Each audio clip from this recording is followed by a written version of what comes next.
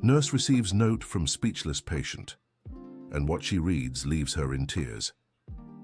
Emily Johnson had seen it all in her 22 years working as a nurse at Mercy General Hospital on the east side of Chicago.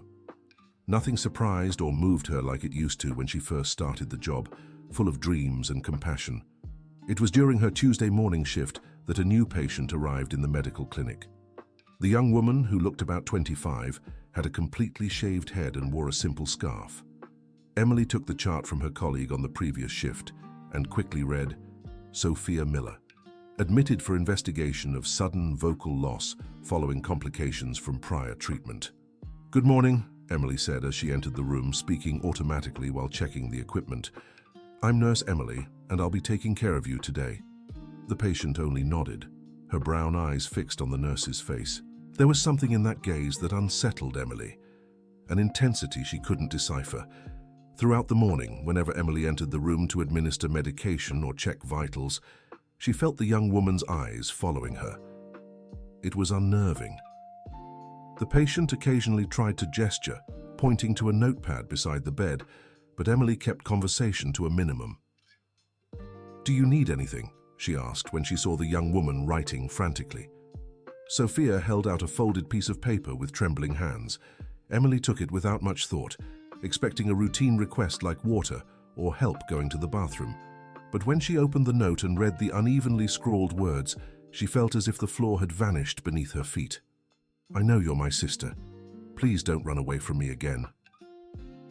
The paper slipped from her hands and fluttered to the floor. Emily stared at the patient, her eyes wide, her heart pounding so loudly she was sure everyone in the hallway could hear. This is impossible, she whispered, her voice hoarse.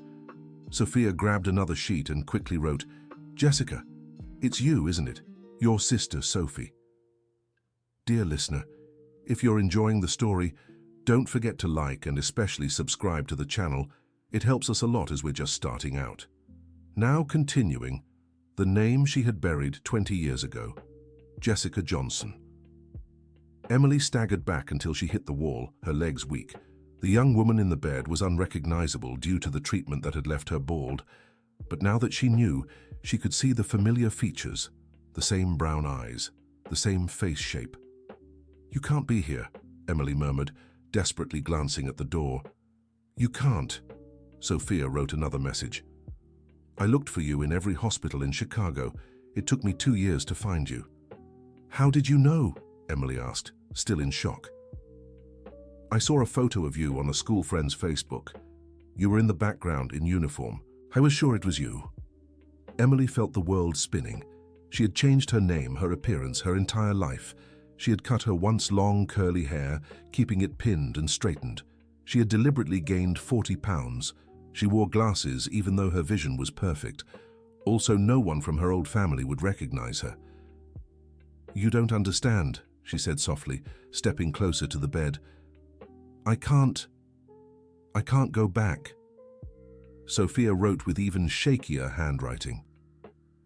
Mom said you left because you hated me. Is that true?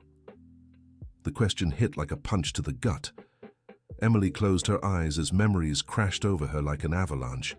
The discovery that changed everything, the terrible fight.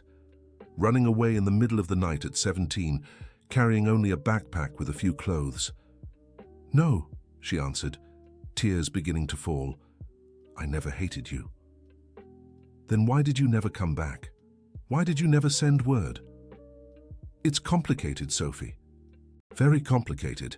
The young woman quickly wrote, Mom is sick, lung cancer. She wants to see you before... No, Emily interrupted, reading over her shoulder. Don't talk about that. Please, Jess. Emily, she regrets everything. Emily rushed out of the room, leaving Sophia alone with her unspoken words. In the hospital bathroom, she locked herself in a stall and cried as she hadn't in years. 20 years building a new life, 20 years trying to forget, and now it was all crumbling because of a piece of paper. Her colleague Margaret knocked on the stall door. Emily, are you okay? I saw you run out of the new patient's room. I'm fine, she lied, trying to steady her voice. The patient is asking for you. She wrote your name on a paper and kept showing it to everyone. Emily wiped her eyes and stepped out. Margaret, a 50-year-old nurse with almost 30 years of experience, had a motherly gaze that always comforted younger colleagues. "Did something happen in there?" Margaret asked, studying Emily's swollen face. "Nothing serious, just a difficult patient." "Emily, I've worked here for decades. I've seen you handle the toughest cases without flinching. What did that girl do?" Emily hesitated. Margaret was the closest person she had at the hospital, almost like a mother figure. But how could she explain 20 years of lies? She reminds me of someone from my past." "Someone who hurt you?" "No. Someone I hurt." Margaret placed a hand on Emily's shoulder. "Do you want to switch shifts today? I can take care of her for you." "No. I need to face this." When Emily returned to the room, Sophia's eyes were red and crumpled papers lay beside the bed. Seeing the nurse, she quickly grabbed a fresh sheet and wrote, "I won't leave until we talk." "Sophia, you don't understand. I can't talk about the past." "Then at least let me tell you about my present." Emily sighed and pulled a chair closer. Sophia smiled for the first time since arriving, a smile that broke her older sister's heart. It was the same sweet smile of the 5-year-old she'd left behind. "I lost my voice 3 months ago. The doctors say it's psychological, tied to emotional trauma." "What kind of trauma?" Emily asked, concerned despite herself. "When Dad passed last year, I screamed his name for days. I screamed so much my throat never recovered." "Dad's gone?" Emily whispered, her chest tightening. Sophia nodded and wrote, "Stroke, it was quick. But before he left, he always talked about you. Said you were the bravest daughter he knew." He talked about me? Every day. Mum would get mad when he mentioned your name, but he always said you were just lost, not gone." Tears welled in Emily's eyes. Robert Johnson, the man who'd raised her as his own, even knowing she wasn't his biological daughter. The kind man who never treated her differently from Sophia. "He kept all your things. Your room is exactly how you left it." "Sophia, stop, I can't hear this. Why did you run, Jess? What happened that night?" Emily stayed silent for a long time, staring at her hands. How could she explain she'd discovered the truth about her paternity in such a brutal way? How could she say she'd overheard her mother screaming to a neighbor that Robert wasn't her real father, that she was the product of an affair? "I found out things that changed everything," she finally said. "What kind of things?" "About our family, about me." Sophia wrote frantically, "If it's about Dad not being your blood father, I always knew." Emily looked up, shocked. "How did you know?"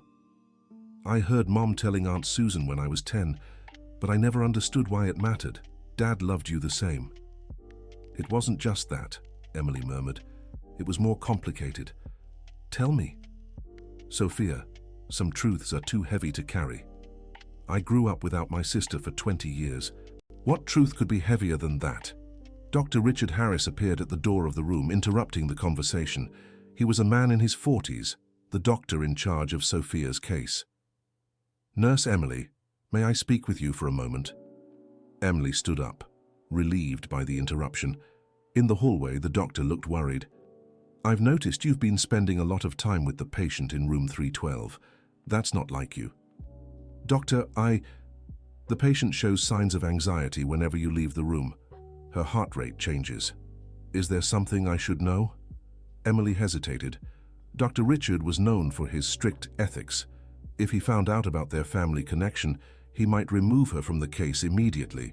She's a difficult patient, very communicative through writing, needs constant attention. "I see. Well, maintain professionalism. And if there's any personal issue, I need to know right away." When Emily returned to the room, Sophia had written a long message covering 2 sheets of paper. She handed it to her sister with trembling hands. "Jess, after you left, Mom fell into a deep depression. She stopped working, stopped taking care of the house. Dad had to do everything alone while taking care of me and her. I was too young to understand, but I knew you were missed. Mom cried every night calling your name. After about 2 years, she started saying awful things about you, calling you selfish, saying you abandoned us because you didn't love the family. But Dad always defended you. He said you'd come back when you were ready, that you just needed time. Years passed, and Mum grew more bitter. She forbade Dad from looking for you, said you'd made your choice, but I never believed that. I remembered how you took care of me, how you played with me, the stories you made up to help me sleep. A sister who did all that couldn't just hate us, so I started looking for you. First on social media, then at hospitals. I knew you wanted to be a nurse since you were little. It took 2 years, but I found you. Emily read the message 3 times before she could speak. Sophia, you don't know everything. If you did, you'd understand why I had to leave. Then tell me everything. I can't. Why not? Because it'll change how you think about Dad. And he's not here to defend himself anymore. Sophia grabbed a new sheet of paper. Nothing you say will change how I feel about him. He was the best father in the world. Emily closed her eyes, fighting back tears. He was a wonderful father to you. To me, it was different. How was it different? Sophia, do you really want to know the truth? The whole truth? Sophia nodded vigorously. Emily took a deep breath and began to tell the story she'd kept hidden for 20 years. That night, when I was 17, I came home early from prep class. I heard raised voices from our parents' room. Mum was yelling at Dad about money. He'd lost his job at the factory and she was desperate. That's when she said the things that changed my life forever. Sophia waited anxiously for her to continue. Mum screamed that she felt pressured to support a daughter who wasn't even his. She said I was a burden on the family, that you were his only real daughter. Dad tried to defend her, but she kept going. She said my real father was a married man who never took responsibility, that she had to trick Dad into taking care of me. That doesn't change anything, Jess. Yes, it does. Because then Dad said things that stayed with me forever. What things? Emily hesitated, the pain still fresh after so many years. He said he always knew I wasn't his daughter. He said he accepted me because of Mum, but that it was really hard to look at me and not remember her betrayal. He said he loved me, but not in the same way he loved you. Sophia wrote quickly. He was angry, he spoke without thinking. Sophia, I saw his face when he said it. He wasn't angry, he was relieved, like he could finally tell the truth. Did you run away because of that? I ran because I realized I never truly belonged to that family. Dad took care of me out of obligation, not love. Mom saw me as a mistake she needed to fix. You were the only one who really loved me, but you were too young to understand. Sophia stayed silent for several minutes, processing the revelation. Finally, she wrote, "What if I told you you're wrong?" What do you mean? What if I showed you that Dad loved you more than you think? Sophia, I heard him with my own ears, but you didn't stay to hear the rest of the conversation. Emily stopped, confused. How do you know there was more? Because I heard everything too. I was 5, but I remember every word. Emily's heart raced. You were listening? I was hiding in the hallway closet. I woke up from the shouting and got scared. I heard you run out of the house, but I stayed hidden until they stopped fighting. What else did they say? Sophia began writing more carefully. After you left, Mom got very quiet. Dad started crying. I'd never seen him cry before. He told Mom he said those things because he was angry at her, not at you. He said you were the most special girl in the world, that he loved you just as much as he loved me. Mom asked why he said the opposite, and Dad answered that sometimes people say terrible things when they're hurt. He said you were brave and smart, and he was sure you'd grow up to be an amazing person. He said if you ever came back, he'd spend the rest of his life trying to make up for the words he said that night. Dear listener, if you're enjoying the story, take a moment to like and especially subscribe to the channel. It helps us a lot, as we're just starting out. Now back to the story. Emily felt the world spinning again. 20 years believing she wasn't loved. 20 years carrying pain based on only half the truth. You're sure about what you heard? Absolutely. It was the most unforgettable night of my childhood. Dad went out to look for you on the street, came back at dawn without finding you. He cried for days. Mom cried too, but out of remorse. She knew their fight had made you leave. Why did no one ever tell me this afterward? Because you never came back to hear it, and Mom forbade Dad from looking for you. She said if you wanted to return, you'd come back on your own. Emily covered her face, trying to process everything. Sophia wrote one more message. Dad kept all your things, waiting for you to come back. In his last year, when he got sick, he would sit in your room looking at your pictures. He said his biggest regret in life was letting you go, thinking you weren't loved. Why are you telling me this now? Because you deserve to know the truth. And because I lost my voice screaming your name when Dad passed. The doctors said it was emotional trauma. I blamed you for not being there, for him leaving without saying goodbye to you. But later, I understood it wasn't your fault. You didn't know you were loved. Tears streamed freely down Emily's face now. 20 years of guilt and pain melting away like ice in the sun. Sophia, I don't know what to say. You don't have to say anything now. But you need to come home. Mom is very sick and she regrets everything. She wants to ask for your forgiveness before it's too late. I changed my name, my appearance, my whole life. I'm not the Jessica you used to know anymore. It doesn't matter. You're still my sister. You're still the daughter Dad loved. Margaret appeared at the door of the room. Emily, sorry to interrupt, but the supervisor is asking for you in her office. Emily quickly wiped her eyes. I'll be right there. Before leaving, she looked at Sophia. We'll talk more later, okay? Sophia nodded and wrote, I won't give up on you again. In the supervisor's office, Helen Parker, a serious woman in her 50s, waited with a concerned expression. Emily, please sit down. Did something happen? I need to talk about patient Sophia Miller. Dr. Richard reported that you've been behaving unusually around her. I've also received reports that you were seen crying in the bathroom after leaving her room. Emily's stomach dropped. I can explain. Please do, because what it looks like is that you have some personal involvement with the patient, which would be highly inappropriate. Emily hesitated. If she lied and was caught later, she could lose her job. If she told the truth, she'd be taken off the case immediately. She's my sister. Helen raised her eyebrows. Your sister, but her last name is Miller, and yours is Johnson. It's a long story. We haven't seen each other in 20 years. Emily, you know you can't treat family members. It's hospital policy.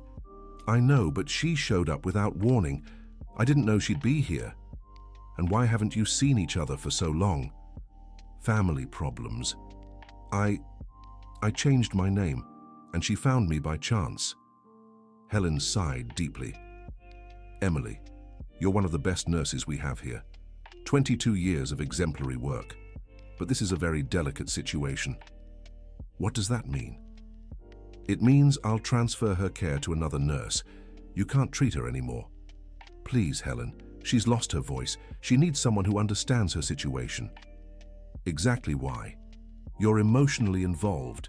You can't maintain the necessary professional neutrality. What if I could? What if I proved I can be professional? Emily, you were crying in the bathroom. That's not professional. It was a moment of weakness. It won't happen again. Helen studied Emily's face for a long moment. All right, I'll give you one more chance. But at the first sign that your personal relationship is interfering with her care, you'll be removed from the case immediately. Understood? Understood. Thank you, Helen. When Emily returned to the room, she found Sophia agitated, writing frantically.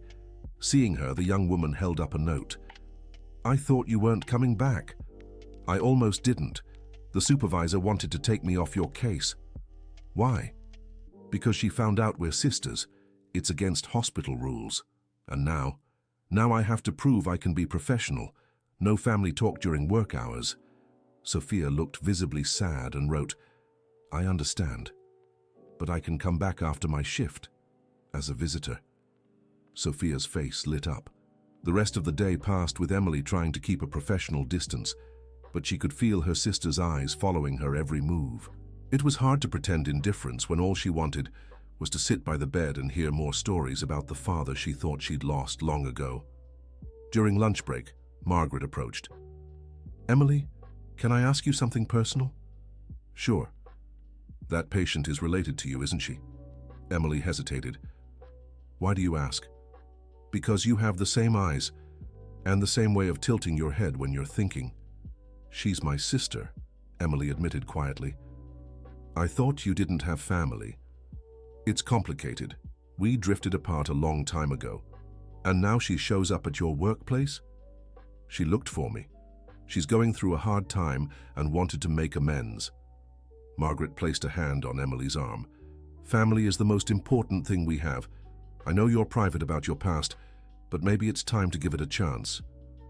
I want to, Margaret, but it's very complicated. What could be more complicated than missing 20 years of your sister's life? At 6 in the evening, when Emily Johnson's shift ended, she returned to Sophia Miller's room as a visitor. The young woman was awake, looking out the window with a melancholy expression. How are you feeling? Emily asked, pulling the chair closer to the bed. Sophia smiled and wrote, Better now that you're back. Sophia, I need to ask you some questions about our family. You can ask me anything. Is Mom really sick? Yes. Lung cancer, advanced stage. The doctor said she has a few months left. And she wants to see me? Desperately. She talks about you every day. Says she needs to ask for your forgiveness before she goes. What does she want forgiveness for? For speaking badly about you all these years, for forbidding Dad from looking for you, for letting you grow up thinking you weren't loved. Emily felt her chest tighten again. How can I go back after so long? How can I face her? One day at a time, just like you did when you ran away. It's not that simple. Why not? Because I built an entire life away from all of you. I have my job, my friends. People know me as Emily Johnson, not as Jessica. Who says you have to give that up? You can be both. What do you mean? You can still be Emily the nurse and also be Jess the sister and daughter again. Emily fell silent, considering the idea. It's easier said than done. Everything in life is easier said than done, but we do it anyway. Sophia, tell me more about our mother. How is she really doing? Physically very weak. She's lost a lot of weight, gets tired easily, but emotionally, she carries so much guilt. I always thought the guilt was killing her as much as the illness. Has she talked about me recently? Every week, especially these past few months after Dad passed. She said forgiving you was the last thing Dad asked her to do. Forgiving me? Dad said you weren't to blame for anything, that it was unfair to let you leave carrying all that pain. He asked Mom to find you and explain the truth. Then why didn't she look for me? Because she was ashamed, and because she didn't know how to find you. You changed your name, disappeared completely. It was on purpose. I didn't want to be found. But now that you've been found, what will you do? Emily looked at her sister, seeing again the 5-year-old child she'd left behind. But now she also saw a strong woman who had fought an illness and lost her voice, but never gave up on finding her lost sister. I don't know. I need time to process all this. We have time. I'm not going anywhere while I'm hospitalized. And after you're discharged. Then, I hope you've decided to give me a chance. A nurse's aide entered the room to check Sophia's vitals. As she worked, Emily studied her sister. She was thinner than she should be, with deep, dark circles under her eyes, but her eyes shone with a determination Emily recognized. It was the same determination that had helped her survive alone in the big city at 17. After the aide left, Sophia wrote, "Can I ask you a hard question?" "Of course." "Were you happy all these years, away from us?" Emily thought about the question for several minutes before answering. Happy is a complicated word. I was functional. I built a career, have colleagues I like, a stable life. But happy? I don't know if I was ever completely happy. Why not? Because I always felt like I was running away from something. Even when things were going well, I had this feeling like I was living someone else's life. And now I'm confused. Everything I believed for 20 years is being questioned. Is that bad? I don't know. It's scary. Sophia wrote a longer message. You know what I learned when I lost my voice? That sometimes we need to stay silent, to hear truths that were there all along. You spent 20 years running from a truth that may never have existed. Dad loved you.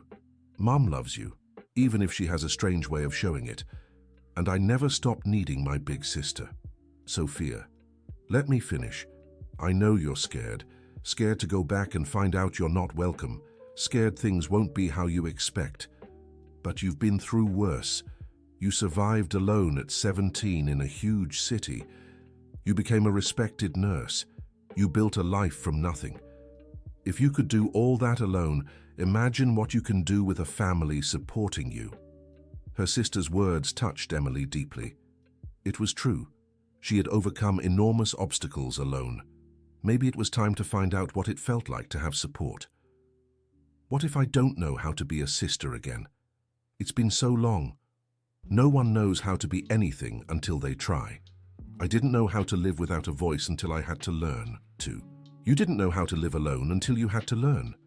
We learn by doing. You grew up and became a very wise person. I had to grow up fast when you left. Someone had to be the strong daughter of the family. I'm sorry for that, for leaving that responsibility to you. Don't be. It made me stronger. But now I want a sister again. I want to share the weight of things. Emily reached out and touched Sophia's hand for the first time in 20 years. The skin was cold and dry from the medication, but the touch was familiar and comforting. I want that too, she admitted. But I don't know how to start. How about starting by telling me about your life? I want to know everything that happened to you all these years. It's a long story. We have all night. Emily settled into the chair and began to talk. She spoke about the first difficult years, sleeping in shelters and working odd jobs to get by. About finally finishing high school in night classes. About struggling to get into nursing school while working days to pay for it. Sophia listened intently, asking questions through notes when she wanted more details. It was strange and comforting at the same time to have someone genuinely interested in her story. And you? Emily asked after nearly 2 hours. Tell me about you. What career did you choose? Do you have a boyfriend? What was it like growing up without me? Sophia picked up several sheets of paper and began writing her own story. She was a preschool teacher with a degree in education. She'd had a few relationships, but nothing serious. She loved reading, cooking, and tending the garden at the house where she still lived with her mother. Growing up without you was hard, she wrote, especially as a teenager. I had so many questions only a big sister could answer. Mom tried, but it wasn't the same. Sometimes I'd imagine conversations with you. I'd tell my problems to your pillow at night. You slept in my room. Sometimes when I missed you too much, Dad allowed it. Said you'd be happy knowing someone was taking care of your things. He really kept everything? Everything. Your books, your clothes, even that rag doll you used to sew new outfits for every week. Emily smiled at the memory. Dolly, I forgot about her. She's still on your bed to this day. Mom doesn't let anyone touch it. Dear listener, if you're enjoying the story, take a moment to like and especially subscribe to the channel. It really helps those of us just starting out. Now continuing. Visiting hours were ending, but neither of them wanted to stop talking. Emily glanced at the clock and sighed. I have to go. I have an early shift tomorrow. Will you come back? I will, I promise. Emily? Yes? Thank you for staying to talk. I've wanted to have this conversation for 20 years. Me too, even if I didn't realize it. The next morning, Emily arrived at the hospital with a mix of anxiety and anticipation. Sophia was asleep when she entered the room for her first check of the day, but she woke as soon as she heard footsteps. Good morning, Emily said softly. How did you sleep? Sophia wrote. Better than I have in months. I dreamed about you.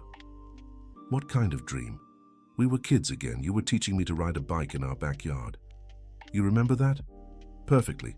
You ran behind the bike for almost an hour until I could balance. And you got it in the end. I did. Just like I'll convince you to come home.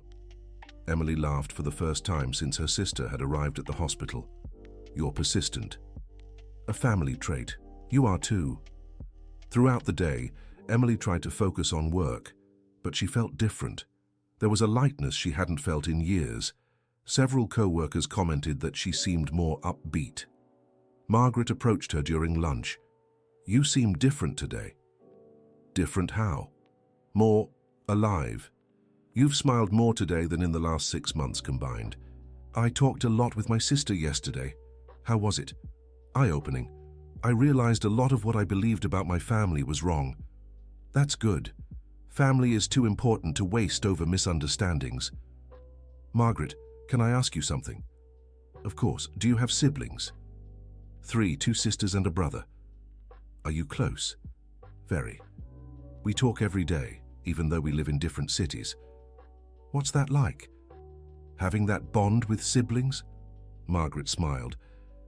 It's like having a piece of your heart walking around outside your body. Sometimes it's worrying, but most of the time it's comforting. You know you always have someone who understands you completely because you grew up in the same house with the same parents, living the same stories. I feel like I missed out on that. But you can get it back. It's never too late to reconnect with family. In the afternoon, Dr. Harris called Emily in to discuss Sophia's case. How's her progress? Physically, she's stable. Tests show no organic cause for the vocal loss. And emotionally, she seems more upbeat, more hopeful. Interesting. Any specific changes you've noticed? She's more communicative through writing, more involved in her care. And you? How are you handling the case? Emily hesitated. It's been educational. Educational? It's made me think about the importance of non-verbal communication.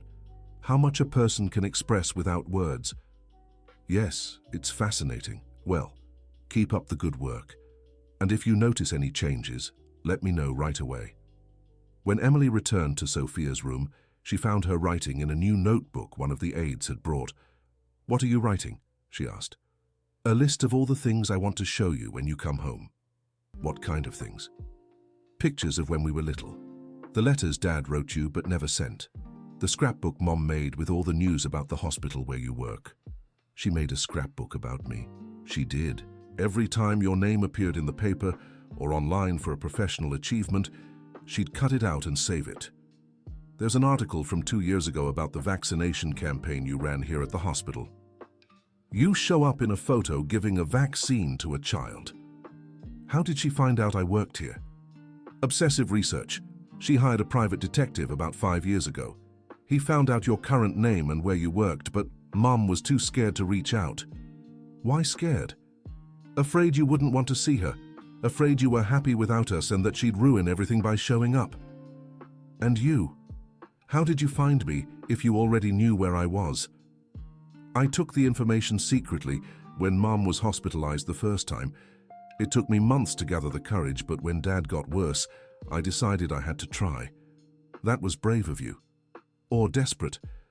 I didn't want to lose you forever without at least trying. Sophia, can I ask you a hard question?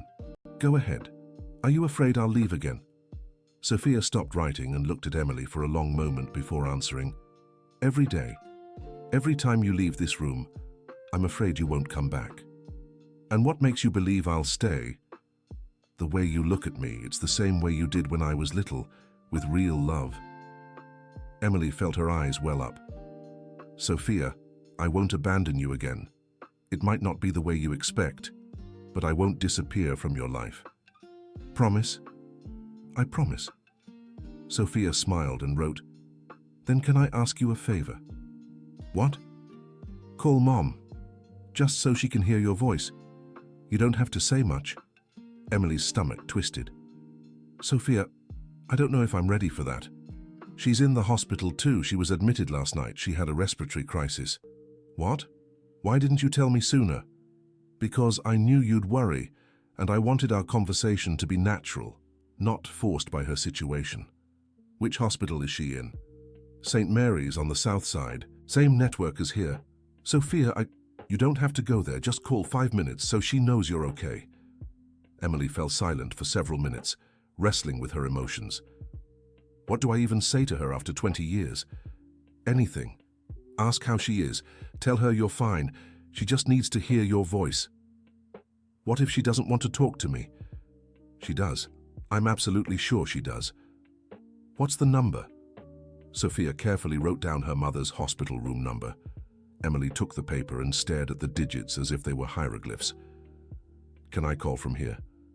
Yes, I'll stay quiet. Emily picked up the room phone with trembling hands. She dialed slowly, her heart pounding so loudly she was sure Sophia could hear it. After 3 rings, a hoarse, weak voice answered. Hello? Emily froze for a few seconds. It was her mother's voice, weaker, tired, but still recognizable. Hello? Dorothy repeated. Mom? Emily whispered. There was silence on the other end that seemed to last forever. Jessica? The voice came out in a disbelieving whisper. It's me, Mom. Oh God. Oh God. Is it really you? Yes. Emily heard sobs on the other end. My girl. My baby. Are you okay? Where are you? I'm fine, Mom. I'm here at the hospital with Sophia. She found you. She did it. She did. Thank God. Jessica, sweetheart, forgive me. Forgive me for everything. Mom, I was a fool who let her precious daughter go, your dad. Your dad forgave me, but I never forgave myself. Mom, you don't have to. Yes, I do. I need to tell you that you were always loved. Always. Even when I said horrible things, deep in my heart I loved you desperately. Emily was crying now, tears streaming silently. I know, Mom. Sophia explained everything. Can you forgive me? Can you give this old fool a chance? Of course I can, Mom. Will you come see me? Emily looked at Sophia, who was smiling through her tears. I will, as soon as I can get things sorted here. I can't believe I'm talking to you. I thought I'd never hear your voice again. Mom, are you okay? Sophia said you had an episode. I'm better now, much better. Knowing you're okay and that you want to see me, and it's the best medicine I could ask for. They talked for another 15 minutes, their conversation broken by tears and emotional pauses. Dorothy shared about the last few years, how Robert spoke of Emily every day, how she regretted not reaching out to her daughter sooner. When they finally hung up, Emily was emotionally drained. How was it? Sophia wrote. Hard, but good. She seems different, more fragile. The illness changed her, made her rethink a lot of things. Sophia, thank you for convincing me to call. Don't mention it. So, are you going to visit her? I will, but I need some time to prepare myself emotionally. How much time? A few days, maybe this weekend. She'll be so happy. And you? When are you being discharged? Tomorrow, if the tests come back normal. Tomorrow? So soon? The doctors said it's really an emotional issue. There's nothing physically wrong with me. Now that I've found you, they think I can recover at home. Emily felt a tightness in her chest. She'd grown used to seeing her sister every day. Are you going back to Mom's house? I am. Someone needs to take care of her when she's discharged too. What about your job? I took indefinite leave. Family comes first now. Sophia, you don't have to give up your life because of this. I'm not giving up, I'm prioritizing. I spent 20 years without you, not knowing if Mom would recover from her depression. Now that you two have reconciled, I want to cherish every moment. What if I can't be the sister you hoped for? You already are. Just the fact that you're here, that you called Mom, it's more than I ever hoped for. Sophia, you saved our family, you know that, right? I didn't save it. I just put the pieces back together. They were always there. That night, Emily returned to her small apartment on the north side, her mind swirling with emotions. It was a simple place, just 2 rooms, but she decorated it carefully over the years. For the first time, she looked around and realized how impersonal it all was. There were no family photos, no mementos from the past, no trace of the Jessica she used to be. She sat on the couch and tried to imagine what it would be like to have her family back in her life. Could she reconcile the life she'd built with the one she'd left behind? Could she be Emily at work and Jessica at home? The phone rang, interrupting her thoughts. It was Margaret. Emily? Sorry to call so late, but I wanted to check in on you. Hi, Margaret. I'm okay, just processing a lot. About your sister. About my whole family. I talked to my mum today. Wow, how did it go? Emotional, scary, freeing. I found out a lot of what I believed about my family wasn't true, or at least not the whole truth. And now I need to figure out how to move forward. Emily, can I give you some advice? Of course. You're one of the strongest people I know. If you could rebuild your life from scratch once, you can integrate your family into it now. And maybe that's exactly what's been missing for you to be truly happy. How do you know something was missing? Because in all the years we've worked together, you've always seemed like you were holding back a part of yourself, like you wouldn't let yourself be completely happy. I never thought about that. Think about it now, and give your family a chance. You deserve to have people who love you unconditionally. After hanging up, Emily kept turning Margaret's words over in her mind. It was true that she had always felt something was missing, but she could never quite pinpoint what. Maybe it was roots, the sense of belonging, the certainty of being loved for who she truly was. The next morning, she arrived at the hospital determined to talk to Helen about the possibility of visiting her mother during her weekend off. Sophia was being prepared for discharge, and the room felt empty without her personal belongings. "How are you feeling about going home?" Emily asked. Nervous, good and bad at the same time. Why bad? Because I won't see you every day. Sophia, now that we've found each other again, we'll stay in touch. I won't disappear. Promise? I promise. In fact, I'm thinking of visiting you this weekend. Sophia's face lit up like a child on Christmas morning. Really? You'll come to the house? If you'd like me to, yes. Of course we want you to. Mom will be over the moon. I should warn you, it'll be strange for me. It's been 20 years since I've stepped foot in that house. I know, but it'll be okay. You'll see. Dr. Harris appeared with the discharge papers. Sophia, you're all set. All your tests are normal. Keep up with the speech therapy sessions you started here, and continue your psychological follow-ups. Sophia nodded and wrote a question for the doctor. My chances of getting my voice back? Very good, actually. There's no physical damage. Your case is clearly emotional, and you've already shown improvement since you arrived. A positive family environment should speed up your recovery. As Sophia packed her few belongings, Emily felt a pang of anxiety. What if she couldn't keep her promise? What if having her family back was harder than she imagined? Emily? Sophia touched her arm and held up a note. What are you thinking about? About you. About how strange it'll be not seeing you every day. It doesn't have to be that way. The house is 40 minutes away by bus. You can come whenever you want. Sophia, can I ask you something? Anything.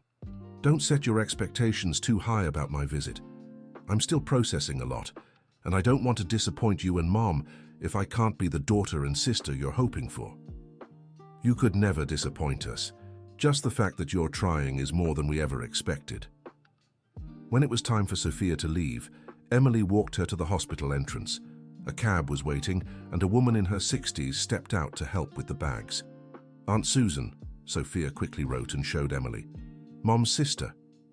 The woman looked at Emily, and her expression turned to shock. Good heavens, Jessica? Emily nodded, feeling exposed. Susan, how are you? Where have you been all these years, child? Your mother nearly lost her mind missing you. It's a long story. I'll bet. Sophie called me last night saying she'd found you, but I could hardly believe it. You look just like your mother at your age. How is she, Aunt Susan? Better since she heard you were okay, but still weak. She'll be so happy when you come home. I'm thinking of visiting on Saturday. That's wonderful. I'll make that shepherd's pie you used to love. The memory of Aunt Susan's cooking brought a nostalgic smile to Emily's face. You still remember the recipe? Of course, some things you never forget. Sophia hugged Emily before getting into the cab. Thank you, she whispered in her sister's ear. For everything. Thank you for never giving up on me.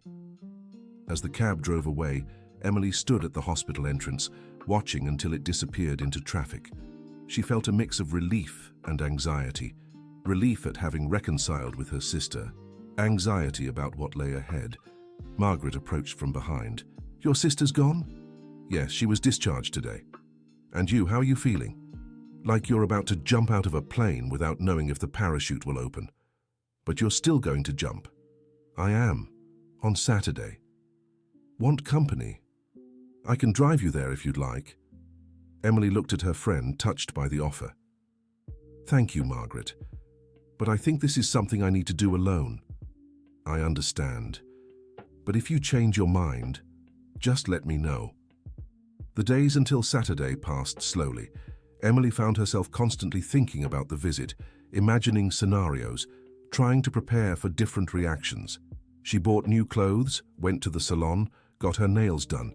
She wanted to look presentable when she saw her mother again. On Friday evening, she got a call from Sophia. Her voice was still weak and hoarse, but she could manage a few words. "Jess," came the whisper. "Sophia, you're talking. Little. Getting better. That's wonderful.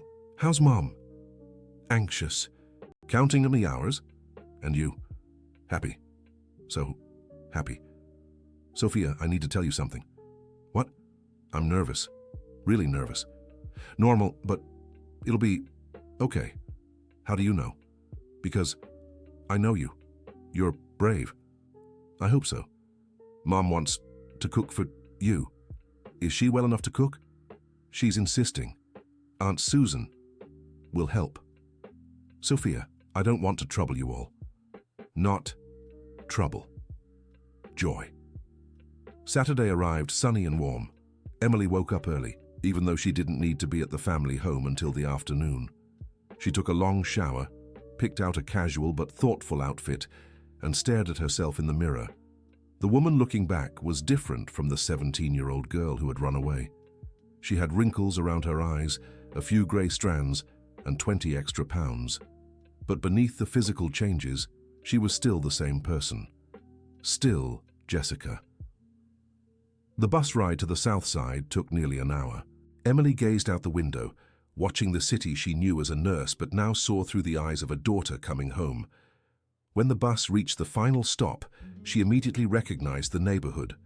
Some things had changed, new stores, new buildings, but the heart of it was the same.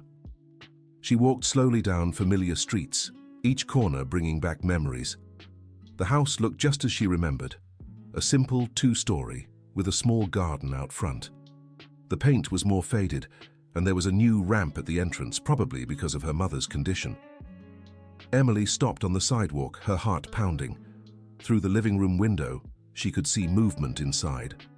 She took a deep breath and walked to the door. Before she could ring the bell, the door opened. Sophia stood there, smiling through tears. "You came," she said, her voice still rough. "I said I would. Come in. Mom's in the living room." Emily stepped into the house she'd left 20 years before. The smell was familiar, a mix of lavender and home cooking. The decor was mostly the same, just older. In the living room, sitting in a recliner, was Dorothy. She had lost a lot of weight and looked far more fragile than Emily remembered, but her eyes lit up when she saw her daughter. "Jessica, my girl." Emily walked over slowly. Dorothy tried to stand but was too weak. "Don't get up, Mom. I'll come to you." Emily knelt beside the chair, and Dorothy placed trembling hands on her daughter's face. "Let me look at you. Let me make sure you're real." "I'm real, Mom. I'm here." "My girl, my beautiful girl, how you've grown. You've changed too. For the worse, I know. The illness, no. For the better. Your eyes are kinder." Dorothy began to cry. "Forgive me, my child. Forgive me for everything I said, everything I did." "I already have, Mom. I forgave it all. Your father died dreaming of this day. Sophia told me. About the letters he wrote. Do you want to see them?" "Yes." Sophia brought a shoebox full of handwritten letters, each one addressed to "My dear Jessica," but never sent. Emily opened the first letter, dated just 2 months after her running away. "My dear Jessica, today marks 2 months since you left. Every morning I wake up hoping you came back during the night. Your mother says I should stop dreaming, that you made your choice, but I can't accept it. I know you heard terrible things that night, things I said in anger. I want you to know none of it was true. You're my daughter, just as much as Sophie is. I've loved you since the first day your mother brought you home, still a baby. You brought joy to our lives in a way I can't explain. If you ever read this letter, I want you to know the biggest mistake of my life was letting you leave, thinking you weren't loved. Come home, my child. We're waiting for you. Emily couldn't keep reading. Tears blurred the words. How many letters are here? One a month, for 20 years, Dorothy whispered. He never gave up on me. Never. And I shouldn't have given up either. Aunt Susan appeared in the living room with a steaming dish. The shepherd's pie is ready, and I made the stuffing just how you liked it. The smell of food brought such a strong wave of nostalgia that Emily had to steady herself to keep from breaking down. It was exactly as she remembered. During lunch, they talked about the lost years. Dorothy shared how hard it was to get through Emily's birthdays, how she'd save pieces of cake hoping her daughter would show up. Sophia talked about making excuses to friends when they asked about her older sister. Sophia told me you're a nurse, Dorothy remarked. I always knew you would be. How so? Since you were little, you took care of everyone. Hurt animals, Sophie when she was sick, me when I had headaches. I always knew you'd work in healthcare. I also changed my name. Now I'm Emily Johnson. Emily is lovely, but you'll always be my Jessica. Can I be both? Of course you can. You get to decide who you want to be. After lunch, Sophia took Emily to see her old bedroom. It was exactly as she'd left it, just with a layer of dust marking the years. The doll Dolly was on the bed wearing the same little dress Emily had sewn before leaving. Mom used to come here to cry, Sophia said, her voice still weak. And you? I came to dream, to imagine you coming back. Sophia, did you really forgive me for leaving you? There was never anything to forgive. You were a teenager. You did what you thought was right. But you were left alone to handle everything. And I grew it stronger, but now I want to share the load. Sophia, I need to be honest. I don't know if I can move back here. I've built a life elsewhere. You don't have to live here. Just be present. How so? Calls, visits, being part of the family. Again, that I can do. It's all we want. They spent the afternoon looking through photo albums. Dorothy had obsessively documented Sophia's life, as if gathering proof to show her absent daughter when she returned. Emily watched her sister grow up through the pictures, birthday parties, graduations, first job. You missed so much, Dorothy said sadly, but I can be there for the next important things. What next things? I don't know. Sophia's wedding, grandchildren, our full reconciliation. By evening, when it was time for Emily to leave, they were all emotionally drained but happy.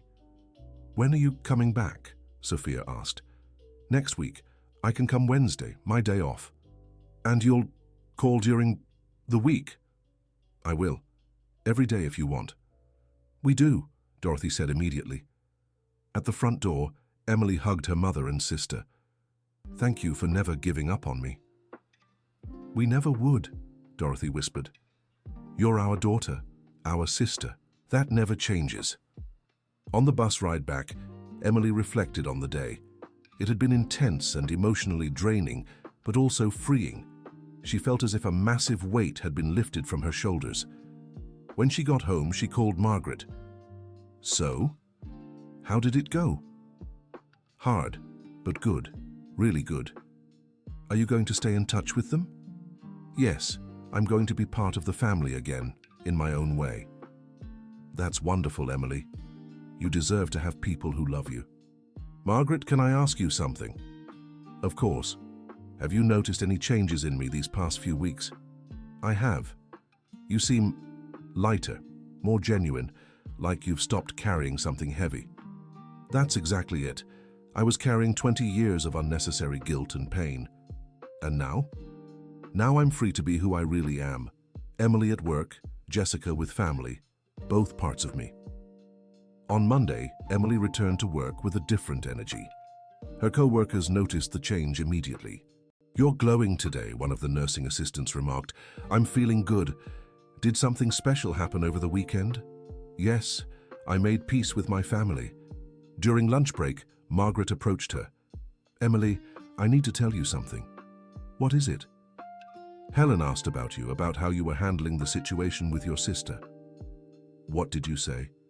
"That you were happier and more balanced than ever, that your family was having a positive effect on you." "Thank you for that. It's the truth, you're different, more complete." That night, Emily called home as promised. Sophia answered, her voice slightly stronger than over the weekend. "Hi, Jess?" "Hi, Sophia, how was your day?" "Good, Mom. Felt better." "And you? How's your voice?" "Improving. Every day. Doctor said, soon. I'll be normal." "That's great. Can I talk to Mom?" "Of course." Dorothy came to the phone, her voice more cheerful than Emily had heard in years. "Sweetheart, how was work today?" "It was good, Mom. Different. I felt more like myself." "What do you mean?" "It's hard to explain, like I found a part of me that was missing." "You really did. You found your family." "Mom, can I ask you something?" "Anything." "Do you really forgive me for leaving, for staying away so long?" "Honey, there's nothing to forgive. You were a scared girl who heard terrible things. You did what you thought you had to do to survive. And look at the strong, independent woman you've become. But you suffered because of me." "We suffered because of the situation, not because of you. The guilt was never yours." "Thank you for saying that. It's the truth. And now, no more guilt. Let's focus on the future, on the good things ahead." In the weeks that followed, Emily settled into a new routine. She called home every day, visited on Wednesdays and some weekends. Slowly, she began sharing elements of her current life with her family, photos from work, stories about colleagues, details about her daily life. Sophia was regaining her voice quickly. The doctors said the family reconciliation was speeding up her emotional healing, which in turn was helping her physical recovery. A month after the first visit, Dorothy's health showed significant improvement. The doctors couldn't fully explain it, but her condition had stabilized in a surprising way. "It's the power of happiness," the oncologist said. "Sometimes, when a patient finds a strong reason to live, the body responds positively." Emily was in the hospital room when they received the news. Dorothy held her hand. "You saved me, sweetheart. You gave me a reason to fight. You saved yourself, Mom. I just came home. Sometimes that's all we need to heal. Someone we love coming home." 3 months after their reunion at the hospital, Sophia had fully regained her voice. Dorothy was in remission, defying all medical expectations. Emily had fully integrated her double life. Emily the nurse during the week, Jessica the daughter and sister during family time. One Sunday, as they ate lunch together at home, Dorothy made an announcement. "Girls, I have something important to tell you." Emily and Sophia stopped eating, giving her their full attention. "I want you to know these last few months have been the happiest of my life since I lost Robert." "Mom," Sophia began.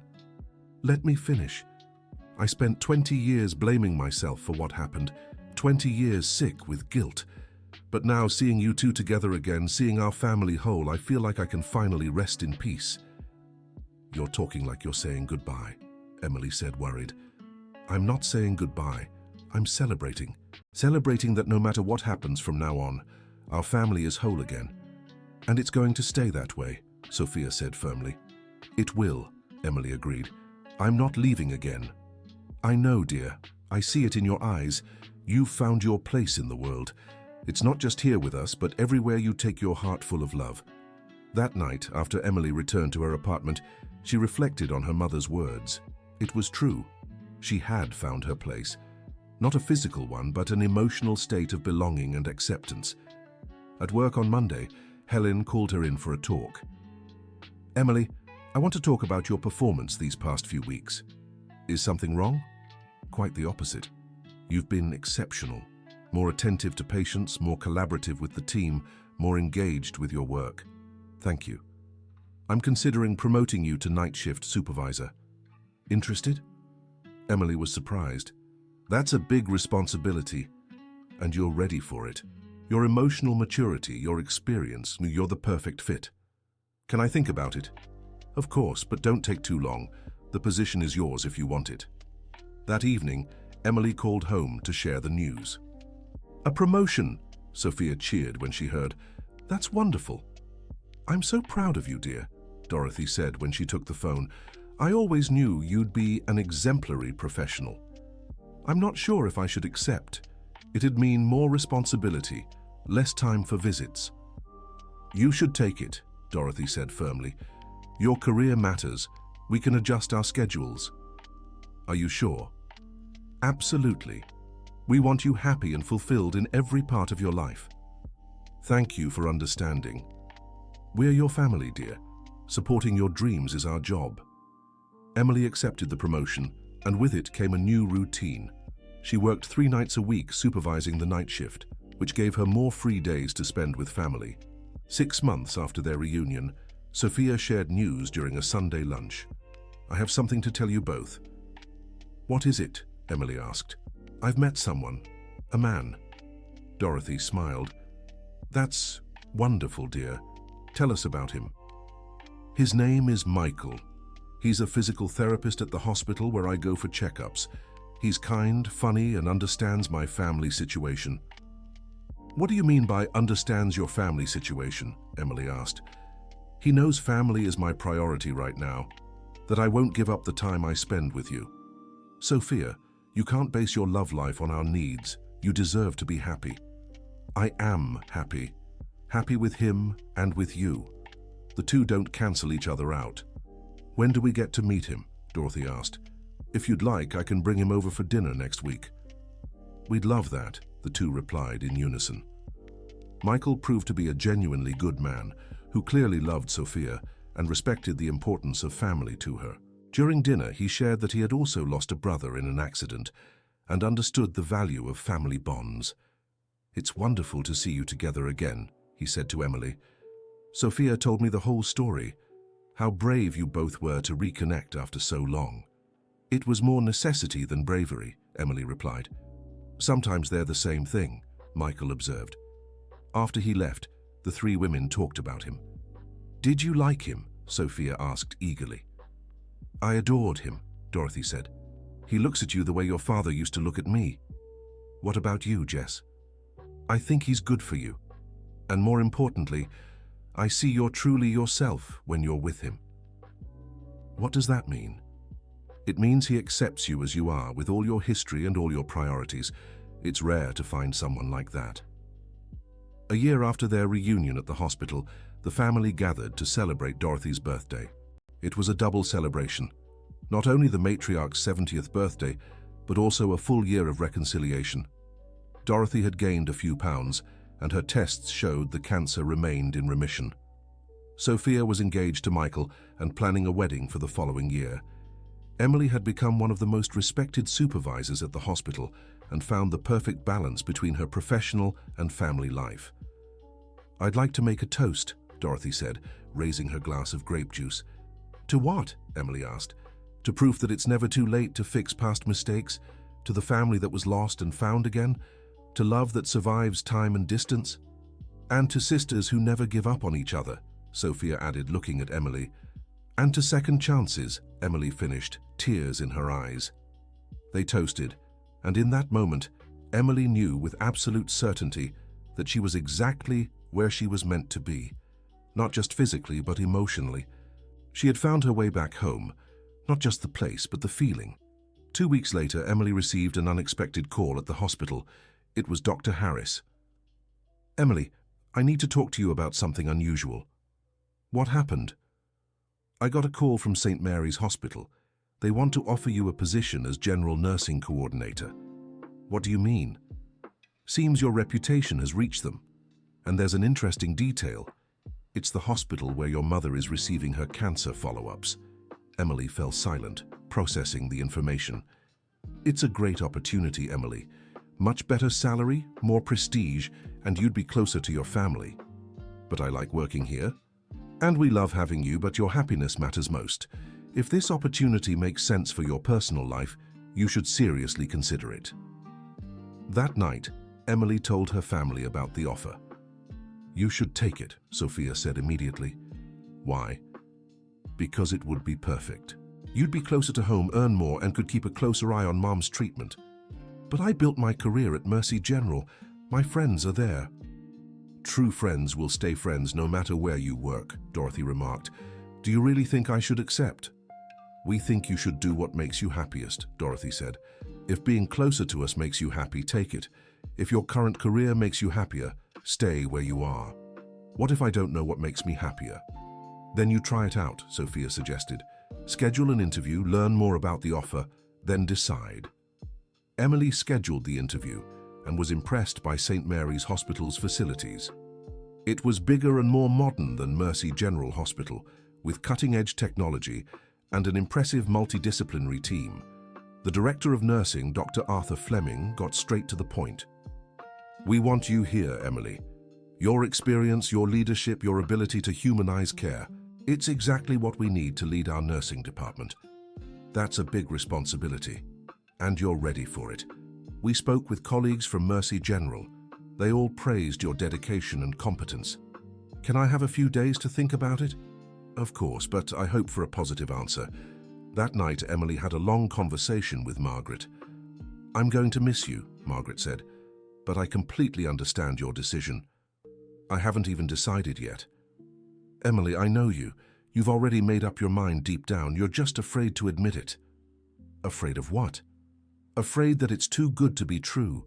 You've spent so long believing you didn't deserve everything, family, career, happiness, that now it's hard to accept when all those things align." "Maybe you're right." "I am. And you know what else? You deserve all of it and more." The following week, Emily accepted the position at St. Mary's Hospital. Her last week at Mercy General was emotionally intense. With goodbyes to colleagues who had become friends over the years, Helen organized a farewell party in the hospital cafeteria. "Emily, you were one of the best nurses we've ever had here," she said during the toast. "But more than that, you were an example of dedication and humanity. We're going to miss you so much." "You'll always be my work family," Emily replied, moved.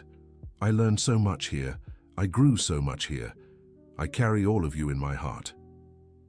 On her first day at St. Mary's Hospital, Emily felt nervous but confident.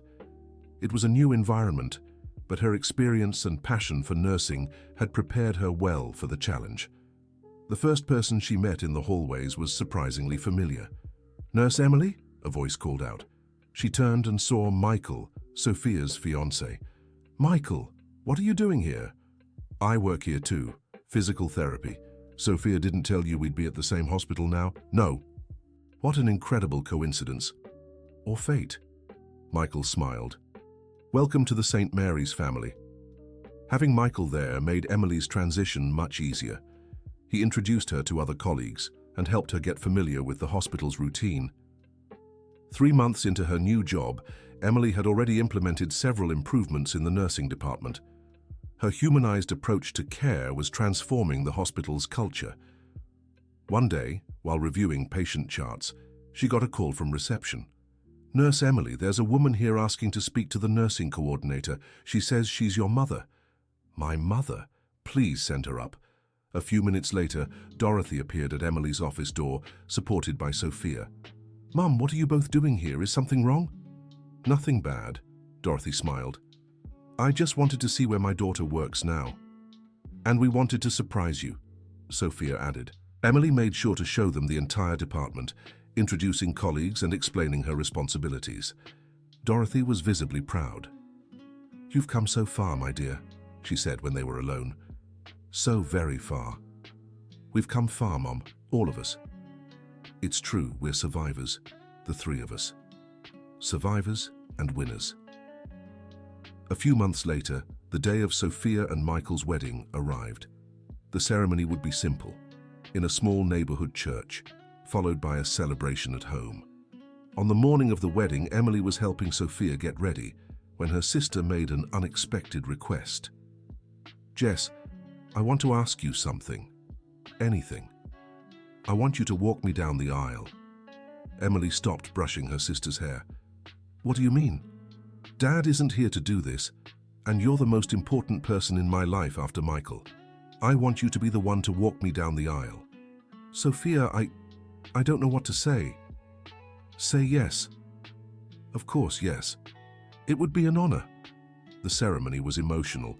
When the moment came, Emily offered her arm to Sophia, and they walked together toward the altar. Halfway there, Sophia whispered, "Thank you for coming back to me. Thank you for never giving up on me." After the ceremony, during the reception, Dorothy insisted on giving a speech. "I want to thank everyone here celebrating with our family. 2 years ago, I was a sick and bitter woman who had lost a daughter to pride and misunderstanding. Today I'm here watching my youngest daughter marry a wonderful man and my oldest daughter back in our lives. If that isn't proof miracles exist, I don't know what is."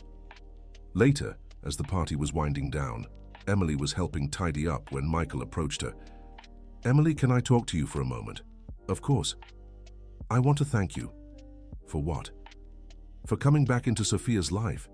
She's a completely different person since you two reconciled. Happier, more confident, more whole. She changed my life too. You changed each other's lives. It's beautiful to see." "Michael, can I ask you something?" "Anything. Take good care of her. She suffered enough. I'll take care of her for the rest of my life. You have my word." 2.5 years after their reunion at the hospital, the family had settled into a new routine. Dorothy was still in remission and had become a volunteer at a non-profit helping families of cancer patients. Sophia and Michael were trying to conceive. Emily had been promoted again and was now the director of nursing for the entire hospital complex. On an ordinary Tuesday, Emily was in her office when she got a call from Sophia. "Jess, I have to tell you something." "What is it? You sound serious." "I am. I'm pregnant." Emily nearly dropped the phone in excitement. "Really? You're really pregnant?" 8 weeks. I just left the obstetrician's appointment." "Oh my God, Sophia, what wonderful news. How are you feeling?" "Happy, so happy, and very nauseous," Sophia laughed. "And Michael?" "Over the moon. I think he's going to be a doting dad." "Does Mom know yet?" "You're the first person I've told. I want to tell her in person." "She's going to be overjoyed." "Jess?" "Yes?" "Will you be the godmother?" Emily felt tears welling up. "Of course I will. It would be the greatest honor of my life." That evening, the whole family gathered to celebrate the news. Dorothy cried with emotion when she learned she'd be a grandmother. "My grandchild will have the closest knit family in the world," she said, hugging Sophia. "They will," Emily agreed, "and they'll grow up knowing family is the most important thing there is." "And that love overcomes any obstacle," Sophia added. Throughout Sophia's pregnancy, Emily became the most attentive aunt imaginable. She attended doctor's appointments whenever possible, helped set up the nursery, and bought books on child development. One night, as they assembled the crib, Sophia made a remark that deeply moved Emily. "You know what I want most for my child?" "What?" "That they never doubt they're loved, that they never spend a single day feeling like they don't belong in our family." "They never will." "How can you be so sure?" "Because we learn from our mistakes. Because now we know how important it is to say, 'I love you' every day. Because we understand family isn't perfect, but love is. You're going to be an amazing aunt. And you're going to be a wonderful mother." The baby was born on a sunny December morning. It was a boy named Robert, in honor of his grandfather. Emily was in the waiting room when Michael came out of the maternity ward with a radiant face. "It's a boy, and he and Sophia are both doing well." Emily hugged him, crying with joy. "Can I see them?" "Of course. Sophia is asking for you." In the maternity room, Sophia was holding the baby with a smile that seemed to take up her whole face. "Jess, want to hold your nephew?" Emily carefully took the baby into her arms. Robert was small and perfect, with a head of dark hair just like the family's. "Hello, my love," she whispered to the baby. "I'm your Aunt Jessica, and I'll love you forever." The baby opened his eyes as if he were listening, and Emily felt her heart fill with a completely new kind of love. "He's perfect," she told Sophia, And he's going to grow up in a close-knit family, full of love. He will. I promise I'll help make sure of that. Dorothy arrived shortly after, and the sight of the new grandmother holding her grandson was emotional for everyone. 3 generations of strong women gathered once again around a new life. Robert is going to be very lucky, Dorothy said. He'll have a wonderful mother, a devoted father, a doting grandmother, and an aunt who would give her life for him. And he'll grow up hearing stories about the great-grandfather who would have loved him dearly, Emily added. He'll grow up knowing family is sacred, Sophia finished. In the months that followed, the family's life took on a new rhythm with the arrival of the baby. Emily spent all her free days helping Sophia and discovered she adored being an aunt. Robert was a calm, smiling baby who seemed to recognize every family member. Whenever Emily arrived, he would smile and reach his little arms out to her. "He loves you," Sophia observed one day, watching her nephew in Emily's arms. "And I love him. I never thought it was possible to love someone this much so quickly. That's the power of family. We're born wired to love those who are part of our lives." "Sophia, can I confess something to you?" "Of course. Sometimes I wonder how things would have been if I hadn't run away from home, if you and I had grown up together, if I'd been there when Dad died." "And what answer do you come up with?" "That maybe things had to happen exactly as they did. Maybe I needed to lose myself to find myself. Maybe our family needed to break so it could rebuild stronger. I think the same thing. If you hadn't left, you wouldn't have become the amazing woman you are today, and maybe I wouldn't have learned to be strong and independent. And now we have the best of both worlds, our individual experiences and our family bond." "Exactly. And we have Robert to remind us what really matters." When Robert turned 1, the family threw a party that became a milestone. Everyone was there. Dorothy, almost fully recovered, Sophia and Michael, happy and fulfilled parents, Emily, the doting aunt and successful professional, and little Robert, the center of everyone's love. During the party, Dorothy asked for attention to make a speech. 3 years ago, I was a broken woman, sick and full of regrets. Today, I look around and see my family whole and happy. I see my daughter Jessica, who came home and brought joy back into our lives. I see my daughter Sophia, fulfilled as a mother and wife. I see my son-in-law Michael, who loves our family as if it were his own. And I see my grandson Robert, who came to seal our bond for good." She paused, emotional, before continuing. "I want you all to know I consider these the happiest years of my life. Not because of what we have, but because of the love we share. We've proven it's never too late to start over, never too late to forgive, never too late to love. And we've proven family is stronger than any hardship," Emily added. "That true love overcomes time and distance," Sophia finished, "and that the best stories are those with happy endings," Michael concluded, hugging his wife and son. That night, after the party ended and everyone had left, Emily stayed behind to help clean the house. It was a tradition they had established. After any family gathering, she would linger a little longer to talk with her mother and sister. "Jess," Sophia said as they washed the dishes, "are you happy?" "Completely happy," Emily answered without hesitation. "I have a career I love, a close-knit family, a beautiful nephew, and most of all, I have peace in my heart." "What kind of peace?" "The peace of knowing I'm exactly where I'm supposed to be, that every choice I made, even the painful ones, brought me here. And you?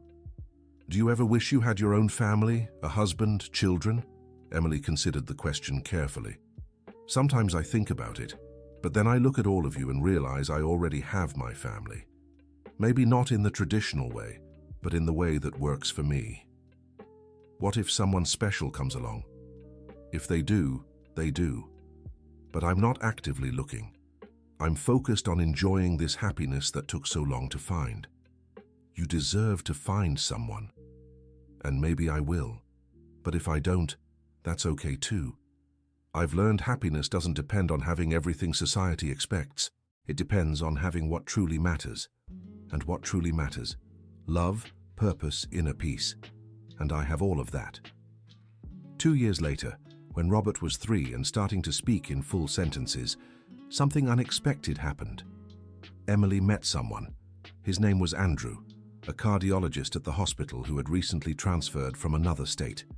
He was divorced, with an 8-year-old daughter who lived with her mother, but spent weekends with him. The interest was mutual and gradual.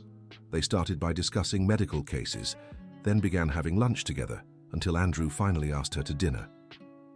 "I don't usually date co-workers," Emily said hesitantly. "Neither do I," Andrew replied. "But there's something about you that intrigues me. You have a rare inner peace. It's peace I worked hard to earn. And I'd like to get to know the person who achieved that peace." Their first date was at a small pizzeria near the hospital. They talked for hours about their lives, their pasts, their dreams. Andrew was moved by Emily's story of family reconciliation. "You're a brave person," he said. "Not everyone can rebuild a family after 20 years apart." It was more necessity than bravery. Sometimes they're the same thing. They began seeing each other regularly. Andrew was kind and mature, understanding how important family was to Emily and respecting her priorities. When she finally introduced him to her family, they all liked him immediately. Robert especially adored Andrew, who had endless patience with children. "He's good for you," Sophia observed after Andrew left.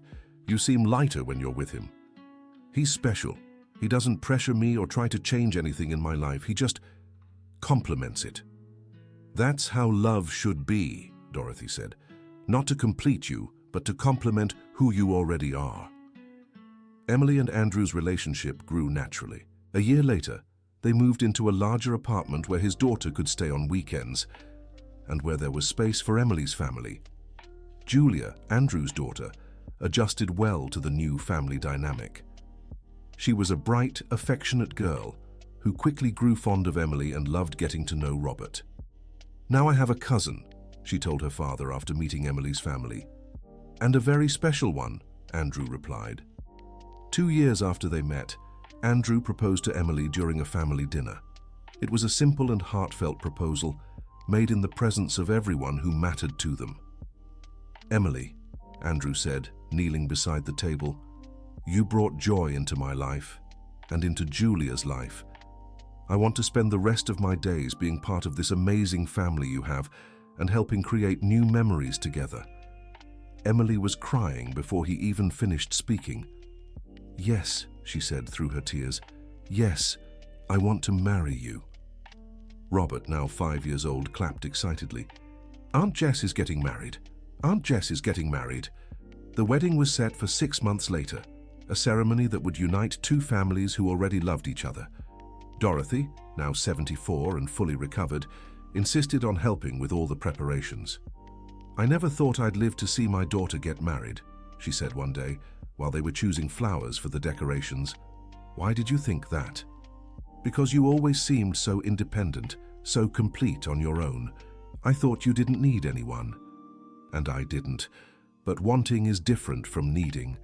I don't need Andrew to be happy, but I want to share my happiness with him. That's the difference between neediness and true love. Exactly. The wedding was a beautiful and emotional celebration. Sophia was Emily's maid of honor, Michael was Andrew's best man, Julia was the flower girl, and Robert was the ring bearer. During the ceremony, Emily looked at the crowd and saw her family gathered. Dorothy beaming in the front row, hospital colleagues, Andrew's friends, even his ex-wife who had become a friend. When it was time for the vows, Emily spoke from the heart. "Andrew, you came into my life when I was already whole, but I discovered there was room to be even happier. You taught me that mature love isn't about needing someone, but about choosing to share your life with them. I promise to love, respect, and support you every day of our lives together." Andrew replied, "Emily, you taught me that family isn't just about blood. It's about choice. Choosing to love, to support, to be there. I want to be part of your incredible family, and I want you to be part of mine. I promise to honor not just our love, but also the love you have for everyone important to you." After the ceremony, during the reception, Robert climbed onto the stage during the toasts. "I want to say something too," he said into the microphone. Everyone laughed and Sophia helped him speak. "Aunt Jess, now you're going to be even happier, and Uncle Andrew, Now you're part of our family. We love each other so much here." The boy's innocent, sincere declaration moved everyone and perfectly captured the spirit of the celebration. 5 years after the wedding, the family had grown even more. Emily and Andrew had a daughter, Sophia, who was now 2. Julia, already a teenager, split her time between her mother and father, but considered Emily and Andrew's house her second home. Robert, now 10, was the protective cousin to both girls and had grown into a responsible and caring boy. Dorothy, at 80, remained active and healthy, the most present grandmother and great-grandmother anyone could imagine. Sophia and Michael had another child, a boy named Gabriel. One Sunday afternoon, the whole family gathered in Emily and Andrew's backyard for a barbecue. The children played, the adults chatted, and there was a harmony that felt almost unreal. "Sometimes I pinch myself to make sure this is all real," Emily said to Sophia as they watched the kids. "It is real, and it's ours. You know what's most amazing?" "What?" "That it all started with a note. A simple note you wrote in that hospital. The note that changed our lives and brought us here." "Jess?" "Yes?" "Thank you for having the courage to read that note and not running away again. Thank you for having the courage to look for me. Thank both of us for never giving up on our family." Later, as everyone was leaving, Dorothy called Emily aside for a private talk. "Sweetheart, I need to tell you something." "What is it, Mom?" "These last 10 years have been a gift I never expected to receive. Seeing you happy, our family reunited, meeting my grandchildren and great-grandchildren. It's more than I could have dreamed of. For me too, Mom. And I want you to know I'm at peace, completely at peace. If anything happens to me, I want you all to know I've been so very happy." "Mom, don't talk like that. I need to say it, dear. Not because something will happen, but because I want you to know our story had the most beautiful ending possible. It really did. And I need you to promise me one thing, anything, that you'll never let pride or misunderstandings tear our family apart again, that you'll always remember family is sacred." "I promise, Mom, and I'll teach that to Sophia, so she can teach her children too. So our family's love story will continue for generations. It will." That night, after everyone had left, Emily lay beside Andrew with Sophia asleep between them. Julia was in her room doing homework. It was an ordinary domestic scene, but it filled Emily's heart with gratitude. "Andrew? Yes? Do you regret marrying me?" "What kind of question is that?" "It's just, your life got more complicated. A wife with a big, loud family, more responsibilities." "Emily, my life got richer, not more complicated. I didn't just gain an amazing wife, I got an entire family who welcomed me as if I'd always belonged." "And Julia, is she happy?" "Julia adores you all.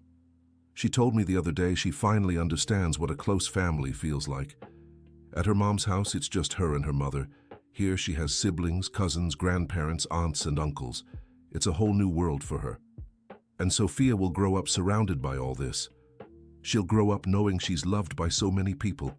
How lucky she is. How lucky we all are." "I agree, but especially me.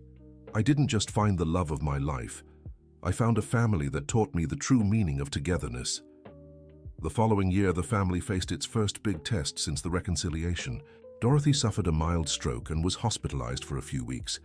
It was a time of great tension, but also of deep unity. Emily, Sophia, and Andrew took turns at Mercy General Hospital, while Michael cared for the children.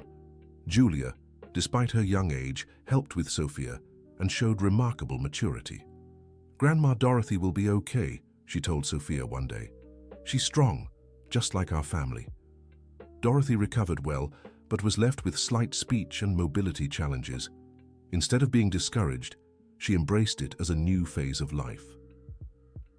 "At least now you all have an excuse to visit me even more," she joked with her daughters. During her recovery, Emily temporarily moved into her mother's house to care for her. Andrew fully supported the decision. "Family comes first," he said, "always." Those 3 intense months brought mother and daughter even closer. They talked about things left unsaid for years, healing old wounds they didn't even realize still existed. "Sweetheart," Dorothy said one morning as Emily helped her with physical therapy, "I need to ask your forgiveness for something." "For what, Mom?" "For not being the mother you deserved when you were a teenager, for letting my problems interfere with our relationship." "Mom, that was forgiven long ago. I know, but I need to say it. You deserved a mother who was more present, more understanding, one who gave you security instead of doubt. You did the best you could with what you knew at the time, but it could have been better. Mom, look how far we've come. Look at our family. If everything had been perfect from the start, maybe we wouldn't have learned the value of what we have today. You've always been wise, my dear, ever since you were little. I learned from mistakes and successes, from pain and joy, and most of all, I learned that love is stronger than anything. It really is. Love is stronger than time, than distance, than misunderstandings, and stronger than fear, and stronger than pride, and stronger than pain, and stronger than anger. Love is stronger than everything, Mom." When Dorothy made a full recovery, the family threw a celebration. It was also a way to mark another year of unity and overcoming hardships. During the party, Robert, now 12, asked to give a speech. "I want to talk about my family," he said, already an articulate preteen. "My grandma taught me that family is the most important thing in the world. My mom taught me that love is care. My dad taught me that a real man takes care of those he loves. Aunt Jess taught me it's never too late to fix mistakes. Uncle Andrew taught me that family is also a choice. Julia taught me that siblings don't have to be blood. Sophia and Gabriel taught me that love only grows, it never shrinks." He paused, looking around before finishing. "And all of you together taught me that our family is special because we've been through tough times and chose to stay together. That's what made us stronger." The boy's speech moved all the adults. It was incredible to see how deeply a child had absorbed and understood their family's story. "My grandson is going to be a great man," Dorothy whispered to Emily. "He will. With all the examples he has, how could he not? And Sophia and Gabriel will be special too. They all will. They're growing up in a family that knows the value of love." 2 years later, when Sophia was 4 and Gabriel was 3, something wonderful happened. Emily found out she was pregnant again. The news surprised everyone, including her and Andrew. At 42, she hadn't expected to have more children. "How do you feel about the pregnancy?" Sophia asked during a visit. "Happy. Surprised, but happy. I always thought Sophia would be my only daughter. And now you'll have 2. And they'll grow up surrounded by cousins in a big, loud family. The best way to grow up." "Sophia, can I tell you something?" "Of course." "Sometimes I still can't believe this is my life, that I got to have all this." "Why is it hard to believe?" "Because for so long, I thought I didn't deserve to be happy, that I'd lost my chance at having a family. And now? Now I see that every hardship I went through prepared me to cherish what I have. If it had been easy, maybe I wouldn't appreciate it as much." That's true. The people who cherish blessings the most are those who've known lack. The baby was born on a fall morning, a boy they named Raphael. The family was complete again, now with a new generation to carry forward the values and love that bound them together. Dorothy, at 82, held her great-grandson in her arms with tears in her eyes. "Another little angel for our family," she said. "Another reason to be thankful every day." "And another person to hear our stories," Emily remarked. "What stories will we tell him?" "The story of the nurse who got a note and discovered she'd never really lost her family. The story of the sister who never stopped searching. The story of the mother who learned to forgive and be forgiven. The story of a family that got lost and found each other again, and chose to stay together forever." Today, 15 years after that note at the hospital, Emily looks at her life and feels deep gratitude. At 47, she is a fulfilled professional, mother of 2 wonderful children, a happy wife, a devoted sister, a reconciled daughter, and a doting aunt. Dorothy, now 85, remains the loving heart of the family, now with the help of a caregiver, but still actively involved in everyone's lives. Sophia became the principal of the school where she worked and has a beautiful family with Michael. Robert, now 15, is a responsible teenager who helps with his younger cousins. Gabriel, at 8 years old, is the family clown, always making everyone laugh. Andrew has fully settled into the family, considered a son by Dorothy and a brother by Sophia. Julia, now 20, is in medical school, inspired by her father and stepmother's work in healthcare. Sophia, at 7, is a bright and affectionate girl who loves listening to family stories. Raphael, at 3, is the youngest, spoiled by everyone. At a recent family gathering, Sophia asked a question that surprised everyone. "Aunt Sophia, how did you know Aunt Emily was your sister at the hospital?" "What do you mean, sweetheart? You'd never seen her as an adult. How did you know it was her?" Sophia looked at Emily and smiled. "Because you recognize family with your heart, not your eyes. Even after so long? Especially after so long. Love stays tucked away in your heart, and when that person appears, your heart recognizes them. But what if they've changed a lot? It doesn't matter. True love recognizes the soul, not just the appearance." Sophia thought for a moment. "So you were always sisters, even when you couldn't see each other?" "Always," Emily replied. "We just didn't know where the other was. I'm glad you found each other." "Me too," Sophia agreed, "because now you, Raphael and Gabriel, have a big family to take care of you. And will we take care of the family too when we grow up?" "Of course," Dorothy said from her armchair. "That's how it works. We take care of the ones we love, and the ones we love take care of us." "Forever?" "Forever." That night, after everyone had gone home, Emily lay beside Andrew, listening to the quiet breathing of their children in the nearby rooms. "Andrew?" "Yes?" "Thank you." "For what?" "For understanding how important my family is to me. For embracing them as if they were your own too. Emily, when I married you, I didn't just marry you. I married your story, your family, your values. And it was the best decision of my life. Even with all the chaos a big family brings, especially because of the chaos. A house that's too quiet is a sad house. Ours is loud, full of life, full of love. And it always will be. The kids will grow up, maybe have children of their own, and the family will keep growing. And our story will be told for generations. The story of the nurse and the note. The story of how love conquers all. And how it's never too late to start over. Never too late to forgive. Never too late to love. And never too late to come home. End of story. So, what did you think of this story of reconciliation? Did Emily and Sophia's journey touch your heart? In the comments, share if you've ever experienced family estrangement and how reconciliation happened for you. Which part of the story moved you the most?